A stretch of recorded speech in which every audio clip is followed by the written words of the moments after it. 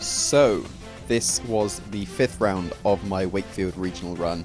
So I am currently X1 in the tournament, and I'm assuming from my probable resistance that I will have to continue to be X1 throughout the tournament. So I will need to win the next 3 games. So I'm against Jonathan Evans from America, who's currently studying in the UK, in the next round. And this game might seem a little bit strange, but there were a reason for some of my plays. So he's going to lead off with Groudon and Amoonguss, and I'm going to lead off with my Gengar and Kyogre. So he's going to be a Trick Room team, so I am assuming he's going to get his Sun up, because I'm obviously going to be faster. So I do end up Primal Reversing first, so that my weather will go off, but then he will Primal Reverse and get his weather up, so I will be in the Sun. But I do have a Rayquaza on my team as a very probable switch in for the Gengar. But there we go, Groudon goes second. It is a Primal Groudon. I don't think I've seen a single normal Groudon in-game yet. But I have heard of a couple, so it's not bad. So here, this may seem a bit strange to begin with, but at the beginning of the match, we had both told each other that we had scouted each other. So that might not seem like much, but it does actually influence a lot of my plays, because I can work around some psychology with that information.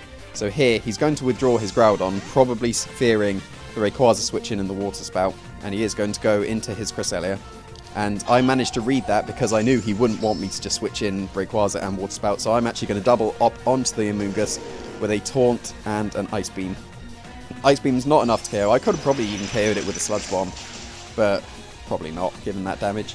He would have been very specially offensive, and he does go for the Spore. So here, he is going to withdraw his Amoonguss into his Kangaskhan. Now, I could have very easily taunted this Cresselia. I've just shown Taunt. He would have probably scouted the Taunt, but I have already told him that I've scouted him. So he would know that I know that he's got a Citrus Berry rather than a Mental Herb. So I am expecting him to expect me to just go for the Taunt, because I know that he's got no Mental Herb.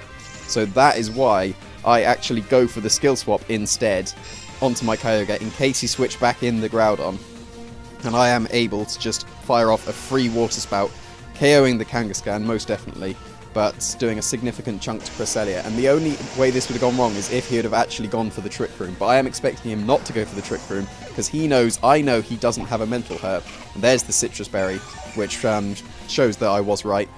And he does actually go for the Ice Beam instead. So I managed to read into that purely because I told him that I had scouted him, which was really, really nice. So now his Kangaskhan's gone. His only way of doing damage to me now is that Groudon in the back. So I am actually going to skill swap again in case that Groudon comes in. I would have been okay taking a Spore with Kyogre if he had stayed in with both his Pokemon, because Water Spout could have taken out the Cresselia from that range and do a huge chunk to the Amoonguss, and then Rayquaza would be able to wall this Groudon in the back.